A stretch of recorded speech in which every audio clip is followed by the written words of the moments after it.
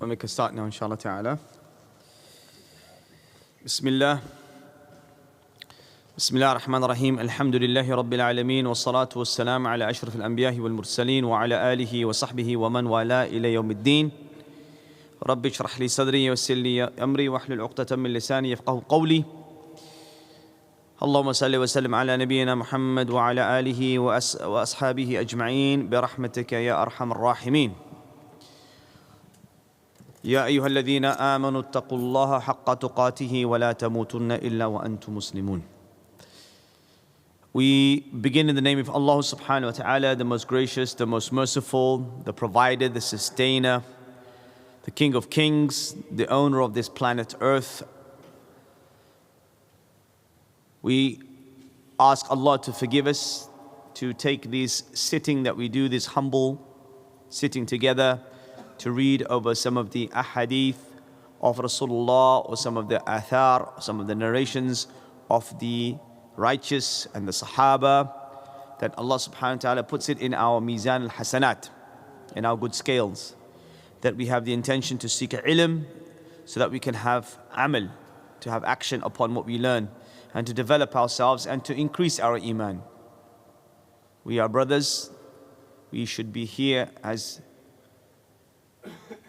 Imam Malik had said, that if only Surah Al-Asr had been revealed, it would have been enough for mankind. وَالْعَصْرِ إِنَّ الْإِنسَانَ لَفِي خُسْرٍ إِلَّا الَّذِينَ آمَنُوا وَعَمِلُوا الصَّالِحَاتِ وَتَوَاصَوْا بِالْحَقِّ وَتَوَاصَوْا بِالصَّبْرِ. That the default for human beings is that you are in loss. Every minute that goes by default, the status of your time is khusr, is loss. The exception for that, those 3 seconds that have gone, unless it's been used, إِلَّا الَّذِينَ آمَنُوا وَعَمِلُوا الصَّالِحَاتِ, those who believe and do good deeds, those who believe, iman and amal, وَتَوَاصَوْا بِالْحَقِّ, and encourage the good, endorse the good, encourage one another, remind one another. Remind your families, remind your friends, remind your social circles of goodness.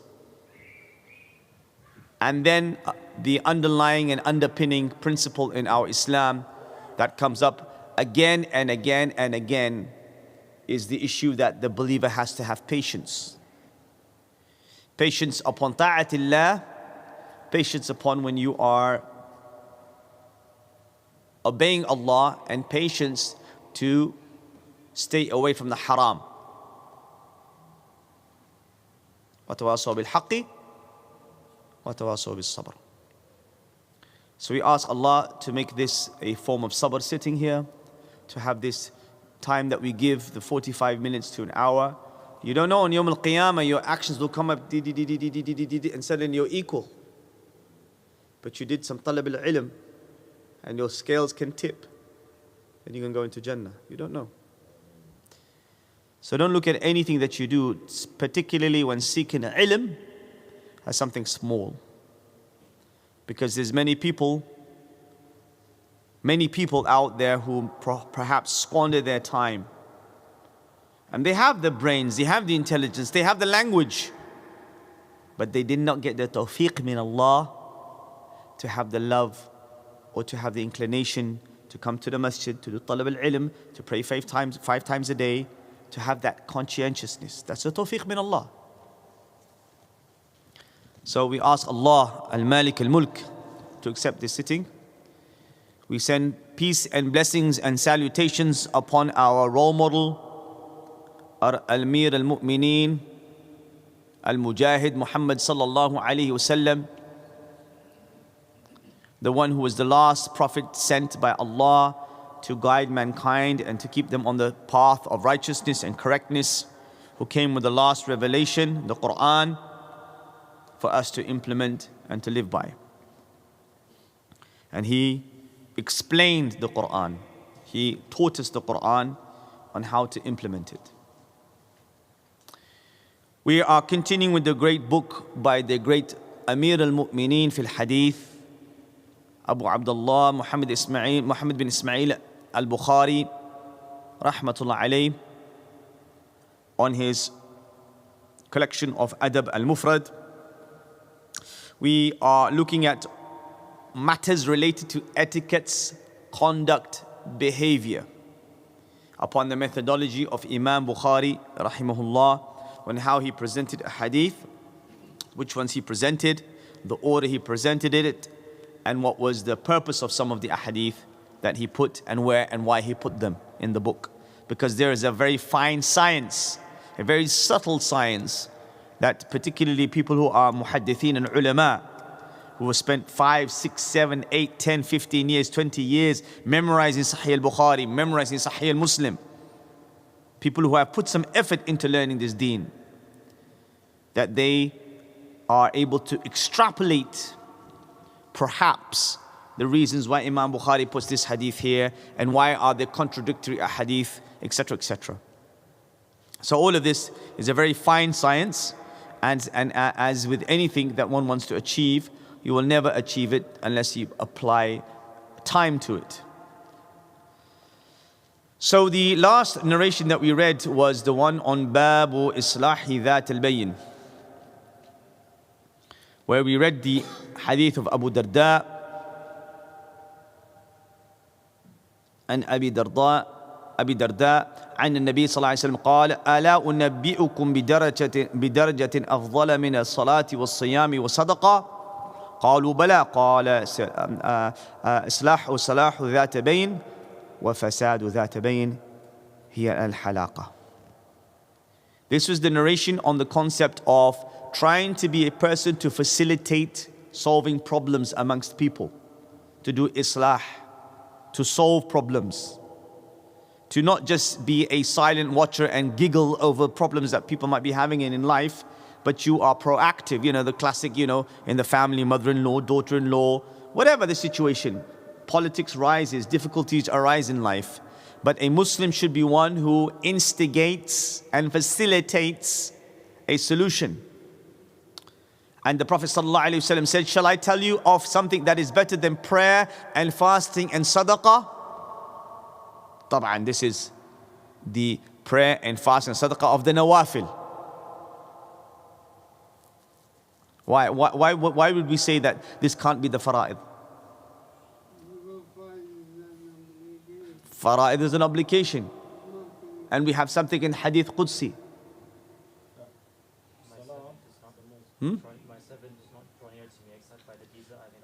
Exactly. The slave does not draw closer to Allah except by the deeds iftarada have been made obligatory upon them.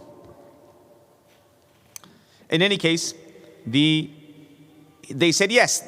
And he said, improving a state of somebody's friendship, or causing, or improving a problem, or making it better, solving a problem, and causing discord, making fitna to be a fattan, ghiba, namima, the looks, the unnecessary talking, the unnecessary messages, the unnecessary misunderstandings, fanning the flames of problems in life, is something that shaves things away. And the shaving of the things away is reference to Iman. Is the shaving away of your Iman. Not, like I mentioned last time, of some razor blade, but it's a figurative speech referring to taking away something, which is your Iman and Islam. If you are a reason to cause problem amongst people, Maybe you have a big mouth, perhaps you don't know how to control your language, perhaps you don't know how to deal with elderly people, perhaps you don't know the structure that Islam has placed on how to behave, husband to wife or wife to husband, then you are simply damaging your own deen, your iman. We then read the ayah or the tafsir of Ibn Abbas radiyallahu anhuma, that حدثنا موسى قال حدثنا عباد بن عوام قال أخبرنا سفيان بن حسين عن الحكم عن مجاهد عن ابن عباس فاتقوا الله. He was explaining this ayah of the Quran. فاتقوا الله وأصلحوا ذات بينكم. قال هذا تحريج من الله على المؤمنين أن يتقوا الله وأن يصلحوا ذات بينهم. The ayah of the Quran, which is in the 8th surah, the first ayah, fear Allah and put things right between yourselves. This is an injunction from Allah, this is an order from Allah to the believers to fear Allah and to put things right between them. Ibn Abbas said that this ayah is an order from Allah that you have to fix your problems. You have to fix your tiff and your riff and your problem and your politics. You have to address them. It is lazim. Tahrij, amrun lazim. And you must do it. And the more someone has taqwa, if you look at the ayah of the Quran, fattaqullah, if you have taqwa, commonly translated fear of Allah, but it's more than that. It's a sense of God consciousness. It's a sense of knowing that whatever you do, there is no running away. Wherever you do, there will be a day you will be asked about what you said and did. There's no escape on Yawm al-Qiyamah. No corruption, no kangaroo court, no military support, no tahallufu shayateen, no khawana. No one's going to help you. No one's going to help you. Allah will take you to task. Fattaqullah is a sense of having, like, so you hear every khutbah, ittaqullah haqqa tuqatihi wa la tamutunna illa wa antum muslimun. Ya ayyuhan nasu ittaqu rabbakum. Why? Ittaqu. To fear, to have a sense of God consciousness. To have a sense of knowing that you are being observed.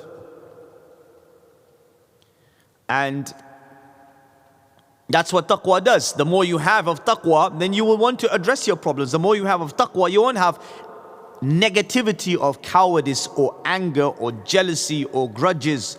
You won't be a negative impact on society. You'll be one who will be somebody who is God conscious. You want to solve problems between people. You don't take a pleasure out of seeing some drama between people. The following chapter Imam Bukhari goes on to is Babu إذا كذبت لرجل هو لك مصدق. This is the chapter when you lie to a man and he believes you. Or lying to one who believes you. Okay, this is a concept. That you are effectively abusing who you are. This is the hadith. حدثنا, let me just make it a bit bigger. The script is very, very small sometimes. Here we go.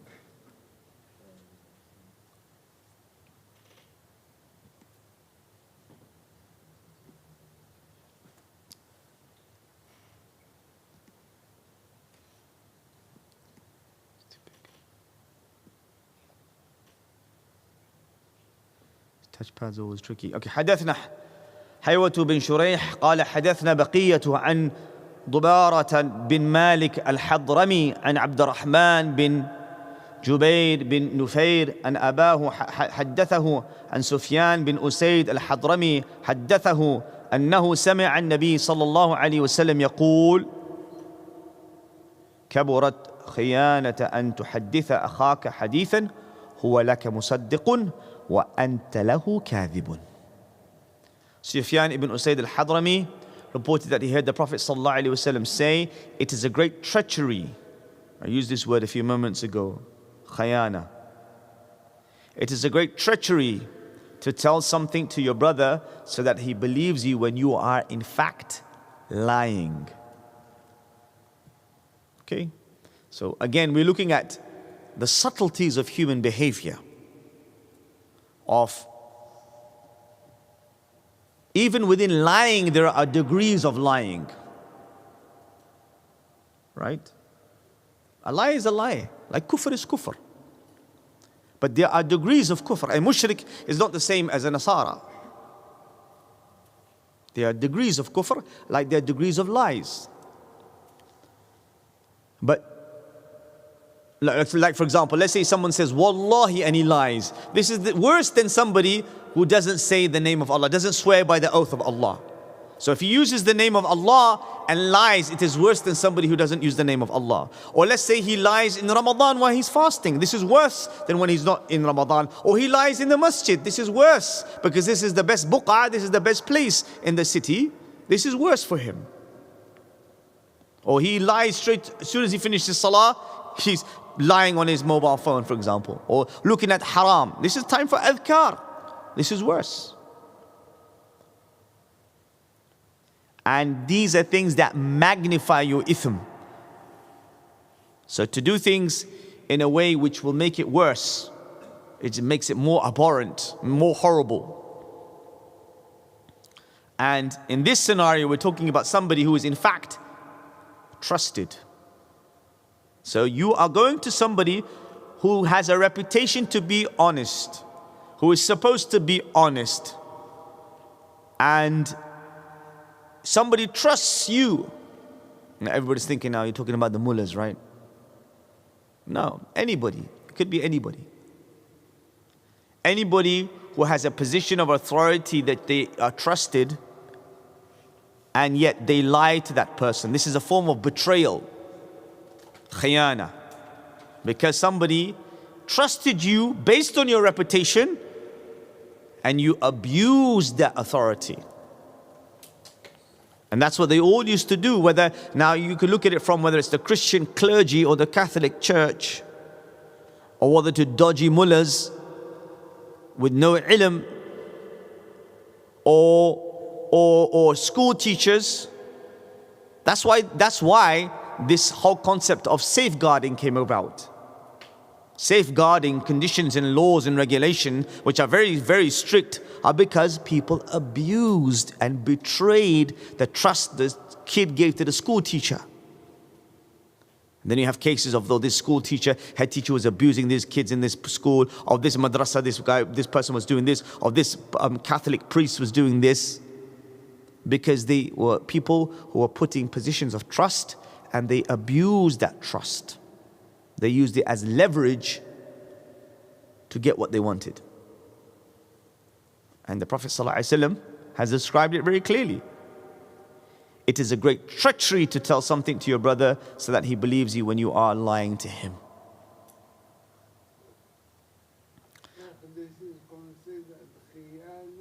This is considered khayana. From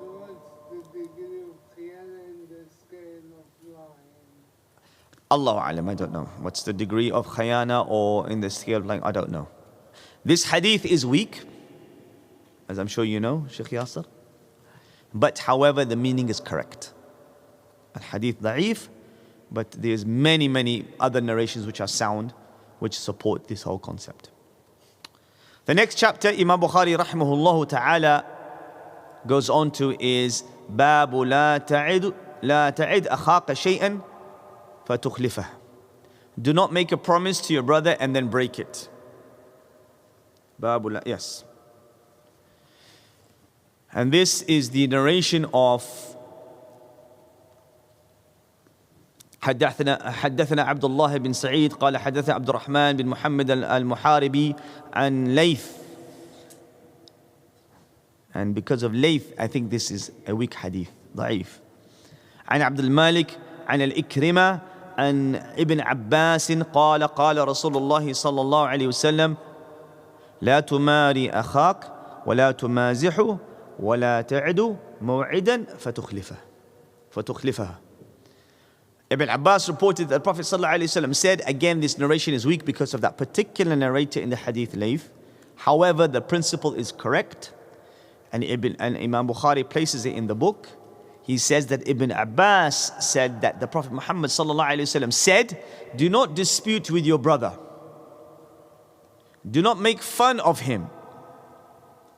Do not make a promise to him and then break it. So the chapter here is, do not make a promise to your brother and then break it. So Imam Bukhari has taken this hadith and used it as the chapter title. And there's another chapter I think that comes about keeping promises, but the opposite, the one who is keeping their promises is seen as a believer, and the one who breaks his promises is seen as a hypocrite. In Arabic, nifaq, munafiq, because this is one of the characteristics of nifaq. But if you can't keep a promise, you should ask to be excused.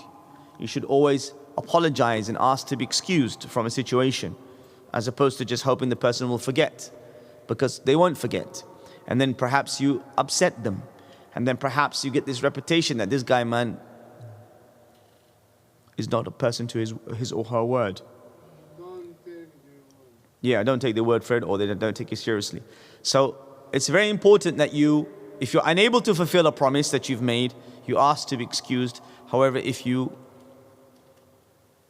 should try your utmost to do it, so that you don't fall into the category of nifaq.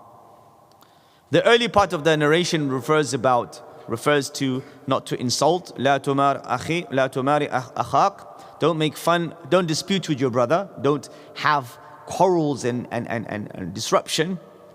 ولا تمازح. And don't make fun, don't ridicule your brother either. So jokes that often happen, and you often take the mick out of somebody and everybody thinks it's okay, but that person himself is sad, especially when you do it as a group thing, which you should. But isn't there another authentic hadith that corrects this, or authenticates this part, which is Ayat al-Munafiq thalatha, yes. I'm going to come to that. إذا وعد خلف, yes. When the ayat of Munafiq are three. What are they? When he speaks, he lies. When he gets annoyed, he uses vulgar language. And when he promises, he breaks the promise. Now this is nifaq, a characteristic of nifaq that a person can have, that you remedy with tawbah and istighfar. You can remedy this, you can address this problem by doing tawbah and istighfar and reflecting on your actions. We don't say, oh, this guy's and nifaq is a big issue. Ulama have written books on nifaq because it's an action of the heart, and it's very difficult. It's between you and Allah subhanahu wa ta'ala. It's between your battle with shaitan, and Allah knows about it. And your nafs. We also know that there's many characteristics of nifaq. Some ulama, they speak about some of the, and within nifaq there are degrees. So the person who comes to the masjid and it's the time for salah, but he's chilling at the back. He's in the masjid, but he's praying, but there's no heart to say, I want to get to the front row to get the maximum reward. There's many signs of the hypocrite. And I think one should read these things and reflect upon them. Not to accuse the next person, but to accuse yourself. I mean, subhanallah, who were the great men of Islam? What did Umar bin Khattab radiyallahu anhu say about going into Jannah? What did he say? He was saying, if I knew Allah would forgive everybody on Arafah, I would exclude myself. Yes. They never thought that they will be the ones forgiven. Everybody will be forgiven, but I don't think I would be. Because they also felt that they never did enough in worship. The minute you think you've done enough, you've defeated the whole purpose. The minute you think you've done it, I pray 5 times a day, I fasted in Ramadan, mashallah, I'm good. That's it, you destroyed yourself. Just with that thought. Because that's a form of kibr.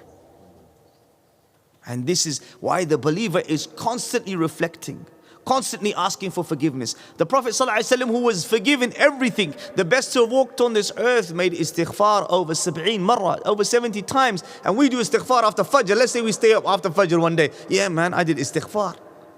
Sayyid al-istighfar. And now, yeah, okay, I'll do it on a Jummah. هذا نبي الله. But we lose this perspective. We also know the initial part of the narration about argumentation, because everybody has today you have social media wars, WhatsApp wars. Especially with some people who just are so trigger happy. It's madness. And it's maybe from something that was, I didn't even mean that. And then suddenly you come to this enormous argument on WhatsApp for the last 2 hours with nonsense. The Prophet ﷺ said, أنا زعيم ببيت في ربذ الجنة وبيت في وسط الجنة وبيت في الأعلى الجنة لمن ترك المراء وإن كان محقا وترك الكذب وإن كان مازحا وحسن خلقه. Mu'adh ibn Jabal said in a hadith, he said, Rasulullah said, I guarantee a house on the outskirts of paradise, or in the middle of paradise, or a house in the highest part of paradise, for the one who gives up arguing. Gives up arguing, even if he or she is correct. That's you have to swallow your pride. And the amount of marital problems we get here between husband and wife that come to the center here. Sometimes they ask each other, actually it was very small but it became big, the issue. Because shaitan is there to blow the flames. We all know that his prime objective is to break the family.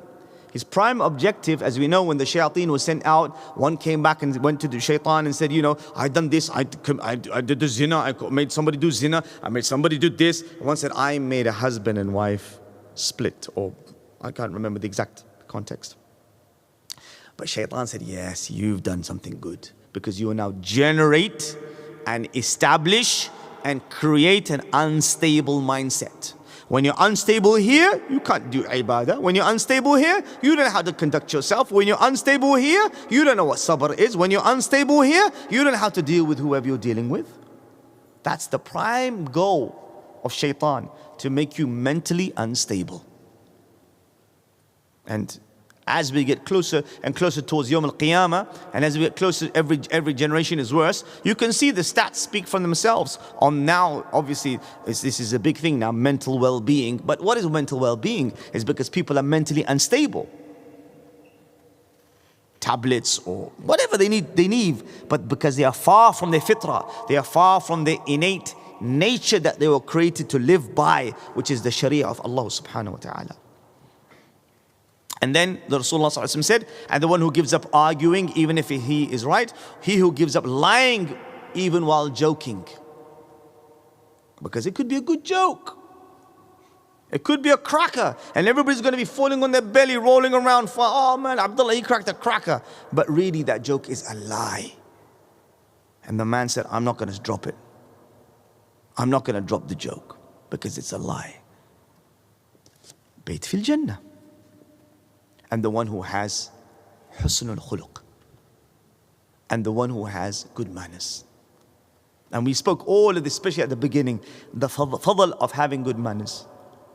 Because how you behave is the only way you can be judged. And I said this before, only your mother will find excuses for you. You could do something bad, but your mother will say, no, Muhammad is a good boy. But society will never see you like that. Your mother will defend you way more than your father. Your father slam you under the bus quickly, but the mother, she will defend you. No, Muhammad is good. But that's not what we live. Your mother is not society. Everybody else will judge you by your akhlaq and your adab, how you behave. So we again are allowed to joke in Islam, but we have parameters. And we've spoken about this before. And I said this hadith is da'if due to Layth being part of the narration. The next chapter, Imam Bukhari rahimahullah ta'ala goes on to his Babu at-ta'n fil ansab. Babu ta'n fil ansab. This is attacking lineage. Attacking lineage. Or in another translation, criticizing someone's ancestry. Now again, you have to look at this whole thing in context. Over 1,400 years ago, the parameters being made clear that who is inna akramakum indallahi atqakum. The best of you are those who have taqwa. Not the color of your skin, not the language you speak, not your genealogy. There's many people from Quraysh fi nari jahannam. And there were people who came from very humble, persecuted backgrounds, who climbed the Kaaba and made adhan, Allahu Akbar, because of La ilaha illallah, Muhammadur Rasulullah. So, the narration here is, حدثنا أبو عاصم عن ابن عجلان عن أبيه عن أبي هريرة عن النبي صلى الله عليه وسلم قال شعبتان لا تتركهما أمتي. This hadith is ضعيف as well. No, this is صحيح. This is hadith صحيح. حتى سلسلة الحديث. النياحة والطعن في الأنساب.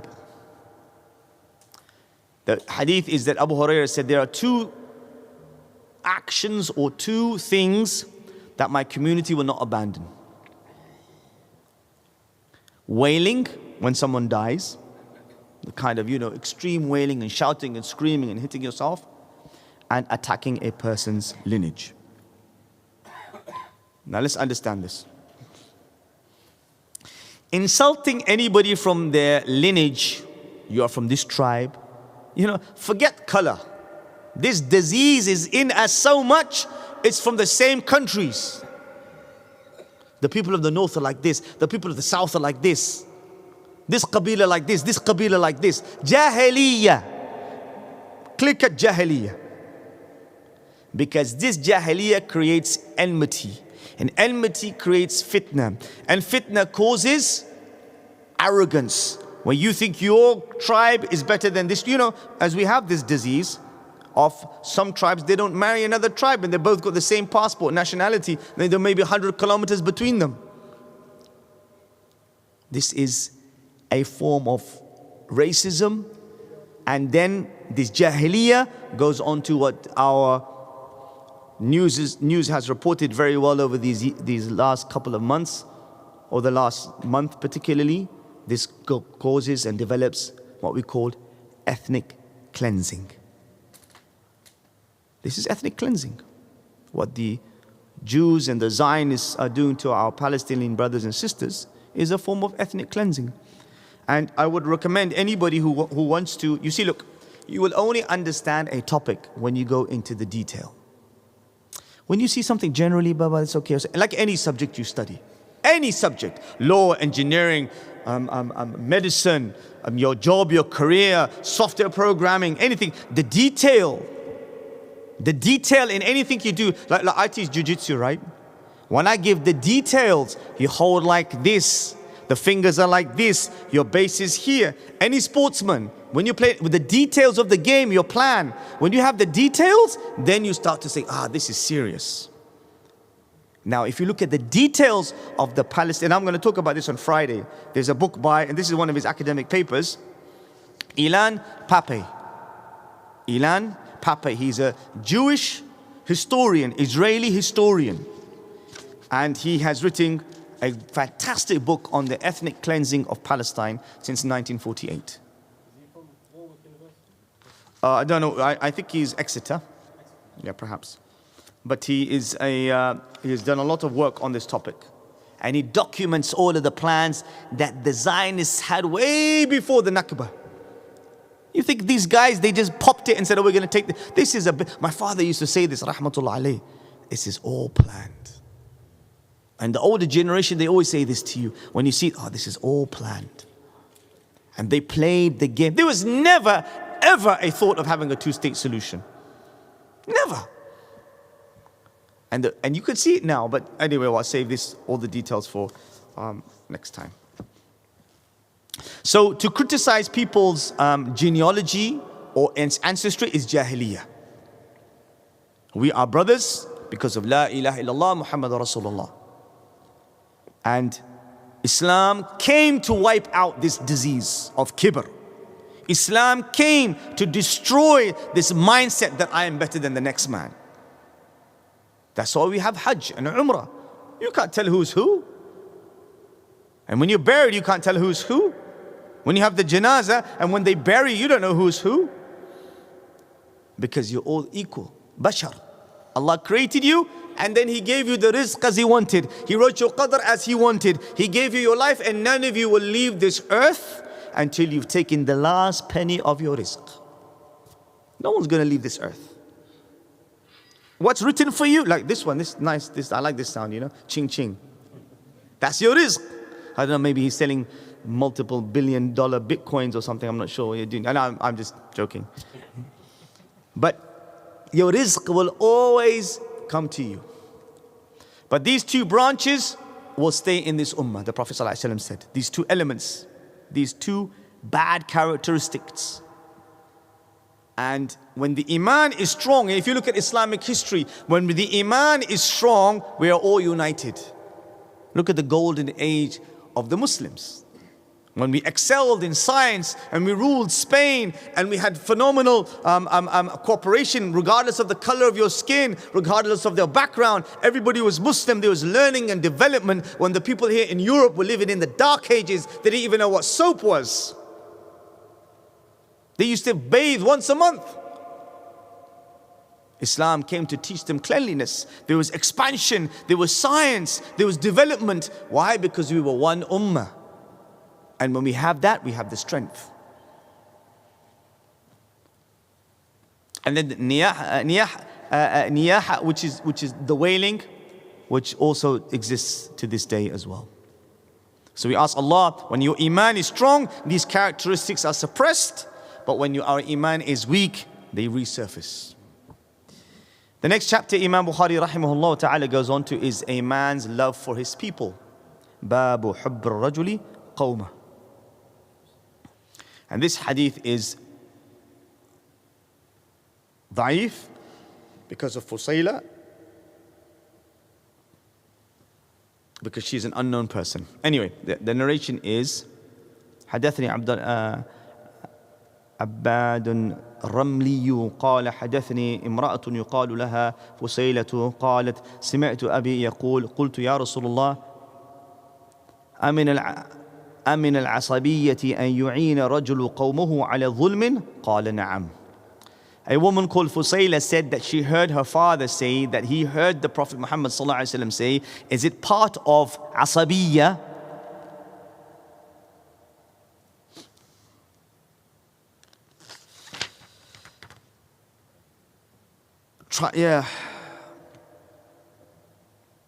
Tribalism or asabi, yani partisanship, that you support somebody from your nation in doing something wrong. Is this asabiyya? And the Prophet ﷺ said yes, it is.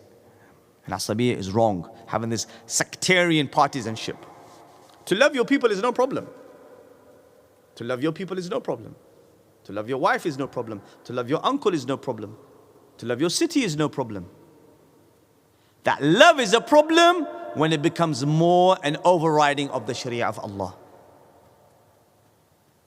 That's the parameter.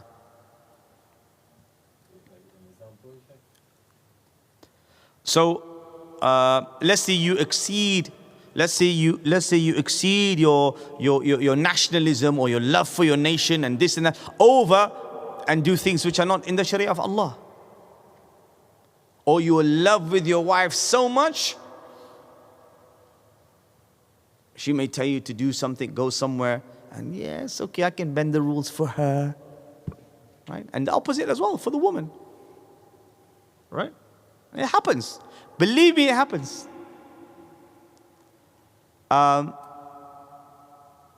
So that love has to be kept within the parameters of the Sharia of Allah, which is fine, okay? People love food. People love many things. This is human nature. And And you know this, look, Allah subhanahu wa ta'ala says in the Quran, قُلْ إِن كَانَ آبَاؤُكُمْ وَأَبْنَاؤُكُمْ وَإِخْوَانُكُمْ وَأَزْوَاجُكُمْ وَعَشِيرَتُكُمْ أموال اقترفتموها وتجارة تخشون كسادها ومساكن ترضونها أحب إليكم من الله. This is the term. أحب إليكم من الله ورسوله وجهاد في سبيله فتربصوا حتى يأتي الله بأمره والله لا يهدي القوم الفاسقين. Say if your fathers or your sons or your brothers or your wives or your children and your wealth that you have gained and the business that you have that you're scared that you might lose and the houses that you live in are more beloved to you than Allah and His Messenger and striving in the way of Allah subhanahu wa ta'ala, then wait until Allah brings about His decision, His judgment upon you, upon His punishment upon you. And Allah guides not the people who are rebellious. So, loving family, kids, house, all within the limits of Sharia is permissible. It's human nature. But you never let that love go to lead you to disobedience. Okay? Again, the answer that is given to that lady Fusayla is that it is a form of dhulm. And again, I said this, Ar-Ramli in this narration is also da'if. Fusayla is somebody who is not known, and Ar-Ramli, who is part of this narration, is also not known. The last narration we're going to do today is Kitab al-Hijr, which is al-Hijrat al-Rajuli, Bab al-Hijrat al-Rajuli, which is when you abandon somebody or you disassociate or ostracize somebody. Okay? Now this is a long narration, so I will go. أو لأهجرن عليها فهو لله نذر ألا أكلم ابن زبير كلمة أبدا. Okay, this is the. Okay, let's go. I'll go on to the English now because this is quite a long narration. وعبد الرحمن قالت نعم ادخلوا كلكم ولا تعلم عائشة أن معهما ابن زبير. Okay, this is the one. So this is quite an interesting story. And there's many lessons to take from this, and we're going to finish on this narration today, inshallah ta'ala. This is the issue of disassociating yourself with somebody, or I'm never going to speak to this person again. And this happens in family dramas, in not like the TV dramas, but I'm talking like in life dramas, problems, difficulties, probably even in the TV's dramas. This is Auf ibn al-Harith al-Tufail, who was the nephew of Aisha radiyallahu anha. And Aisha radiyallahu anha was the wife of the Prophet Muhammad sallallahu alaihi wasallam. She was a muhaddith. She narrated a lot of the knowledge that we have to this day through her narrations, because she was with Rasulullah sallallahu alaihi wasallam and she was very, very young. Auf ibn Harith al-Tufail, who was the nephew of Aisha radiyallahu anha, reported that Aisha was told that Abdullah ibn Zubair, who was Abdullah ibn Zubair? Who was Aisha's nephew. Through who? Abdullah ibn Zubair was the son of Aisha radiyallahu anha's sister. So she was like an aunt to Abdullah. So Aisha and radiyallahu anha and Abdullah ibn Zubair radiyallahu anhu, this was the auntie, this was the nephew. Okay, let's get this clear in your mind. He said something which Aisha was doing, because Aisha radiyallahu anha was very famous for being generous. Any money given by the Khalifa, she would give to. There's one narration where she was given 800 dirhams and she split it, gave it out to everybody, and she was fasting that day, and then she told her servant or the maid in the house, prepare the food for iftar, and they only had bread and oil. And she never kept anything. Anything came, give. Anything, free the slaves, anything. She would just do it all the time. If she was given any land, and this issue here is that she used to give away so much that her nephews would say, well, she's not going to have anything left, or how is she going to survive? And the narration is that she was either given a gift or she was selling some land or some property. And when land gets involved, everybody's ears come up, everybody's mouth starts opening, everybody starts dribbling, because land means money. So here, in this situation, Abdullah ibn Zubair, he said, by Allah, if she does not stop, I will stop her from doing this. I will stop her myself. And the term he used was, the term he used in Arabic was, Wallahi, لا تنتهين عائشة أو لأهجرن عليها. And the term they used here was like, I'm going to stop her from doing it because she doesn't know what she should be doing. That was the message of the statement that he made, Abdullah ibn Zubair. He made a statement like that, she's not, you make reference to somebody who's small. You don't give him money. You don't give somebody kid £1,000, do what you want. Or you don't give an elderly person £1 million and say, oh yeah, this is all your properties, I sold them now. You're about to pass away and he's senile. You don't do this. That's the term they use when somebody is irresponsible with the money. And he said this, Abdullah ibn Zubair. We'll come to all.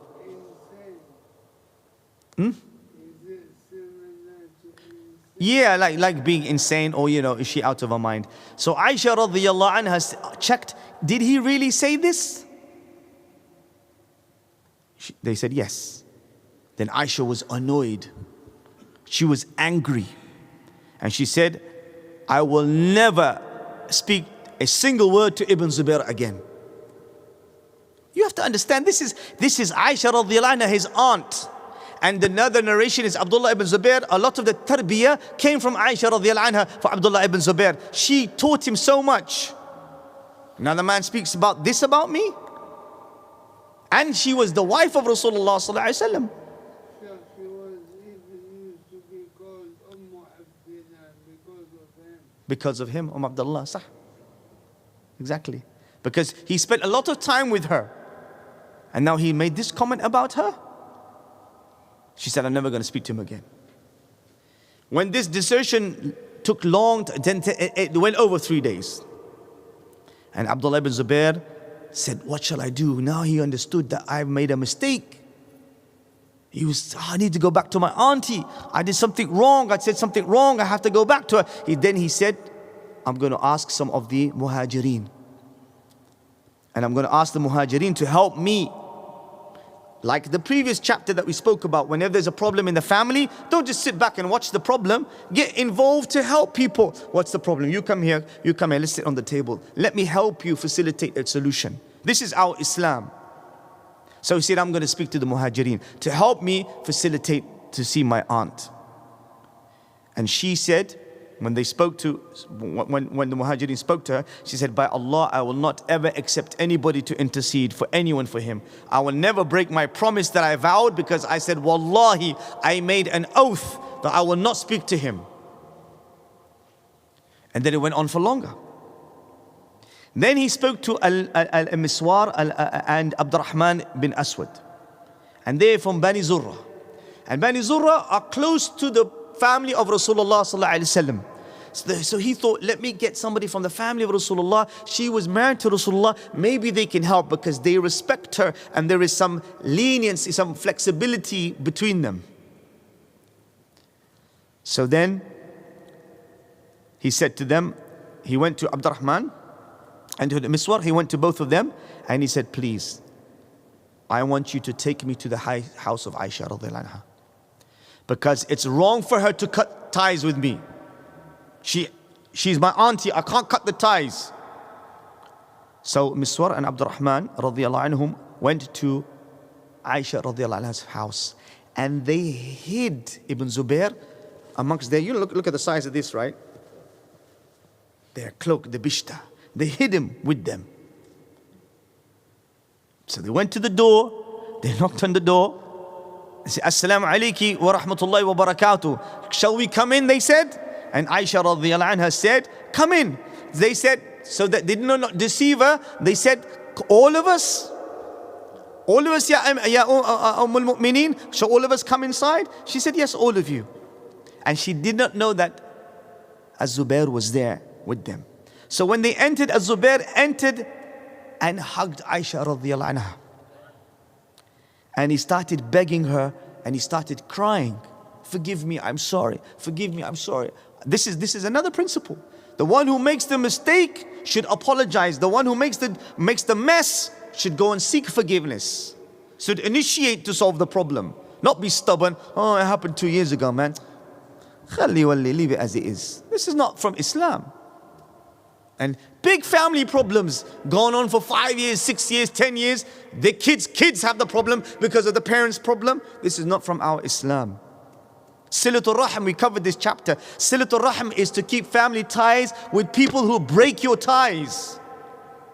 Those who don't want to meet you because you didn't invite them to this wedding at this day, or you sold some land that they wanted to buy, and because of this, they don't want to see it. So what? I will go to see you. So what? I will still send you gifts. So what? I will still invite you. So what? I will tell you to come to my house. So what? I will come to your house. That's Silatul Rahim. When everybody's hunky-dory, it's easy. When everybody gets on, they're having a laugh, the family is good, everybody laughing, no politics in the women, no politics in the men, it's easy.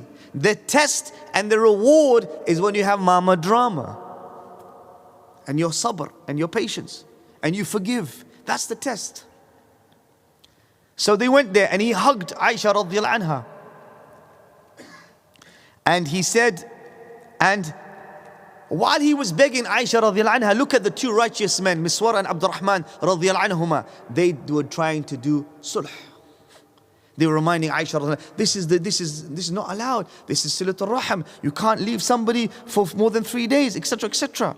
They said, you know, that's what they said. You know the Messenger of Allah forbade what you know of abandoning people, and it's not permissible for a man to abandon his brother or sister over 3 nights. So he said, so when they did a great deal of reminding and urging Aisha, and they softened her up, and they said, she began reminding them about this. She said, I have made a vow to Allah, and this is a matter which is very serious. That's how they took their oaths. Another, they took it seriously. When they said, Wallahi, not like everybody now, man. You see the non-Muslims saying, Wallahi. They took their oaths seriously because they mentioned the name of Allah. She said, Wallahi, and she said, I can't break this oath. I mentioned the name of Allah. That's how these people were serious. She said, this is of a very serious nature. They kept asking her until she broke, and then she spoke to Abdullah ibn Zubair. She broke the promise she made. She spoke to Abdullah ibn Zubair.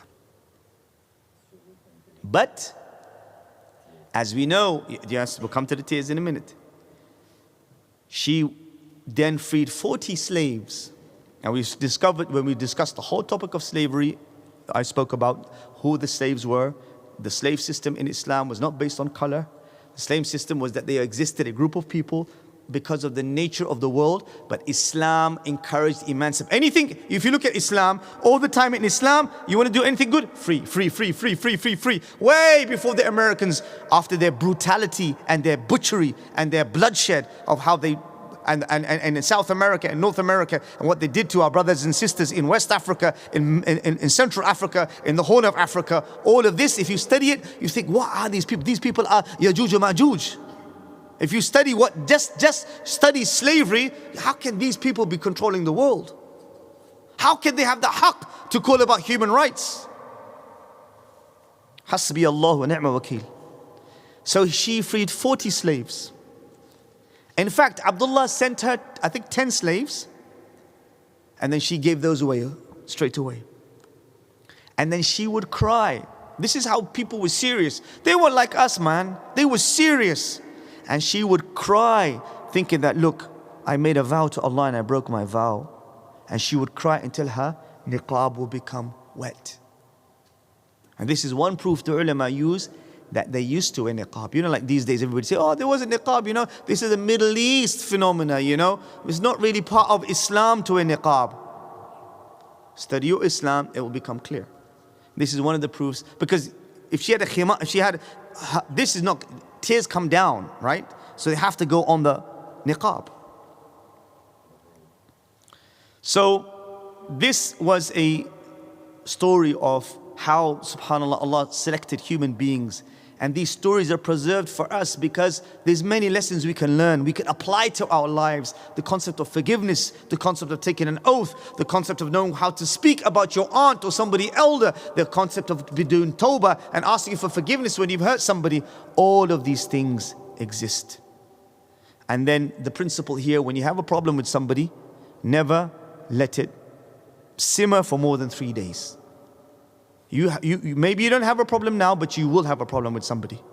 You're not going to be the first person to have a problem in your life, and you're not the last person to have a problem in your life. There's problems all the time, and they will come and they'll go in your life. But you never let the issue go on for 3 days.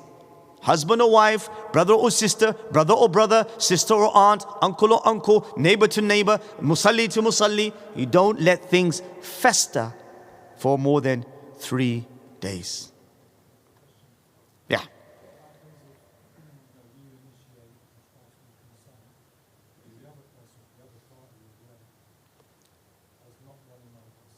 And so the question is that if you initiate and the other person doesn't want, you've done your part. Who is the best to say salam? The first person. The ajr is yours. You do your part. Trust in Allah.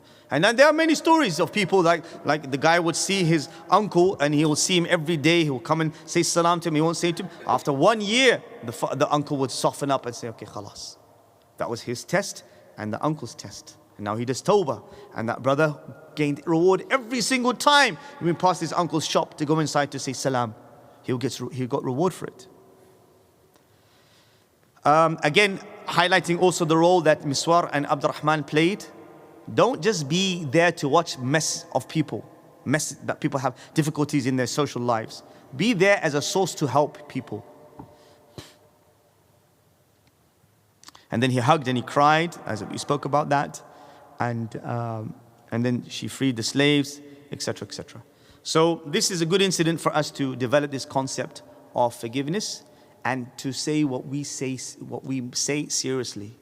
There are people out there that say, yeah, wallah, I'm not going to take this again. I'm not going to drink this again. I'm not going to go to her again. I'm not going to go to this place again. I'm not going to watch this again. Wallahi, Allah. And there's good people, their heart's good.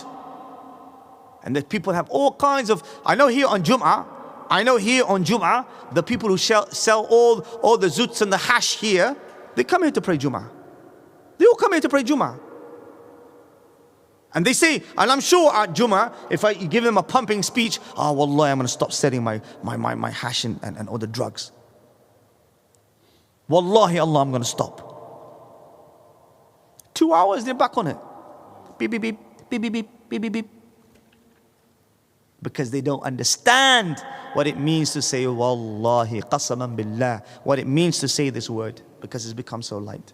This is an example that here's al-Mu'mineen, mother of the believers, that illustrated something where she didn't have to, where it was commendable for her to forgive. But when she did it, she atoned the oath, she atoned it by freeing the slaves and doing what she has to do, or feeding people, whatever the situation is and the oath that you take. I ask Allah subhanahu wa ta'ala to give us tawfiq, inshallah ta'ala, to understand the statements of Rasulullah sallallahu alaihi wasallam, to learn from the seerah of the Prophet Muhammad sallallahu alaihi wasallam, to learn from his wives, from the Sahaba, and that we put it into our scales and we adopt this mindset. I ask Allah subhanahu wa ta'ala to reward you all for listening, the brothers and sisters online that listen regularly. May Allah reward you all too. May Allah subhanahu wa ta'ala put this all in our scales of goodness. Keep your brothers and sisters in Gaza in your du'as. It's a very funny world that we now, just because the BBC doesn't put it on its front page, people's radars or sensors are reduced for what they are going through. But today we hear about shooting in a hospital, in Shifa hospital. Remember your brothers and sisters in your du'as. Allah is in charge of everything. And we ask Allah subhanahu wa ta'ala to elevate them in their ranks, the shuhada. And we ask Allah subhanahu wa ta'ala to alleviate the suffering for our brothers and sisters in Gaza. Yes. Pardon? The aid situation for Gaza is very case by case. Very drips and drabs are getting through. Yes. One question. Yep. What happens if somebody make a vow and then obviously they don't have any then you should speak to a sheikh and say, you said wallahi for this, and he will tell you what you need to do. It doesn't always, because of there's no slaves, now you emancipate. There's feeding of the poor people, there's giving of charity, etc., etc. Okay, inshallah. And there's fasting to do, and there's many things to do. Very quickly, yeah. Without making, obviously I want to be careful, without making brother the leader side,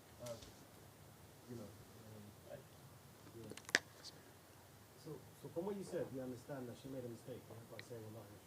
No, she didn't make a mistake. Well, she did. Yes, okay, you could say that, yeah. So she's obviously a human being. She's made a mistake. Of course. So I mean, if you study your history, there's many mistakes from many issues that come up, especially during this time. Yeah. But it's how you react to it, and we take lessons from it. There's a reason why Allah decreed for this narration to be here, for us to take lessons from. Yes. One last question. Yeah. On the hadith of Ka'b bin Malik, radiallahu anhu, his boycott lasted for longer. Was that an exception to this rule, or was that before the verses were revealed, or the hadith? Allahu alam. I don't know. Anything else? Guys are ready for jiu-jitsu, inshallah. Barakallah feek to all of you. Subhanakallah wa bihamdik. Ashhadu an la ilaha illa ant.